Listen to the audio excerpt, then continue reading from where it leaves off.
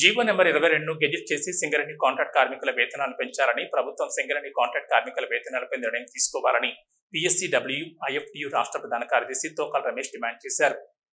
ప్రగతిశీల Singareni contract workers union IFTU రాష్ట్ర committee పిలుపులో భాగంగా గోదావరిఖనిలో వివిధ సింగరేణి కాంట్రాక్ట్ సెక్షన్లలో గేట్ మీటింగ్ నిర్వహించారు.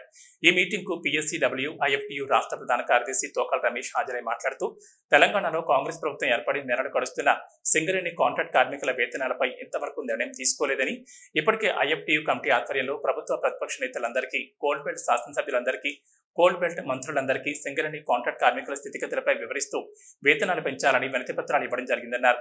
గత 18 రోజుల సమ్మె సందర్భంగా జీవో నెంబర్ 22 గెజిట్ చేస్తే దాన్ని సింగరేణిలో అమలు చేస్తామని సింగరేణి యాజమాన్యం ప్రభుత్వానికి లేఖ రాసిందని, అప్పటి ప్రభుత్వం గెజిట్ చేయకపోవడంతో జీవో 22 కోల్డ్ స్టోరేజ్ లో పడిందన్నారు. సింగరేణి కాంట్రాక్ట్ కార్మికులకు వేతనాలు పెంచాలని చిత్తశుద్ధుంటే కాంగ్రెస్ ప్రభుత్వం ఇప్పటికైనా జీవో నెంబర్ 22ను గెజిట్ చేసి సింగరేణి కాంట్రాక్ట్ కార్మికులకు ఆ జీవోను వర్తింపజేస్తే కాంట్రాక్ట్ కార్మికులకు కొంత మేరకు లాభం కలుగుతుందని రాష్ట్ర ప్రభుత్వం వెంటనే గెజిట్ చేయాలని ఆయన డిమాండ్ చేశారు. లేనట్లయితే సింగరేణి వ్యాప్తంగా కాంట్రాక్ట్ కార్మికులందరికీ ఐక్యం చేసి చలో హైదరాబాద్, చలో అసెంబ్లీ కార్యక్రమాలకు పిలుపునివ్వాల్సిన అవసరం వస్తుందని హెచ్చరించారు. రాష్ట్ర ప్రభుత్వం, కాంగ్రెస్ పార్టీ రాష్ట్ర ప్రభుత్వం సింగరేణి కాంట్రాక్ట్ కార్మికులకు వేతనాలు పెంచే విధంగా అసెంబ్లీలో చర్చించాలనేసి మేము ఐఎఫ్టీగా డిమాండ్ చేస్తూ ఉన్నాం.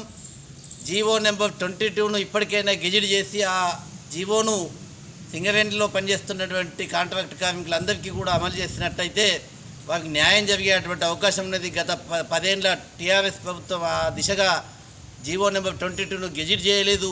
దాని మూలంగా వేతనాల పెంపుదల లేకుండా కార్మికులంతా శ్రమదోపిడీకి గురవుతున్నటువంటి పరిస్థితి కూడా ఉన్నది.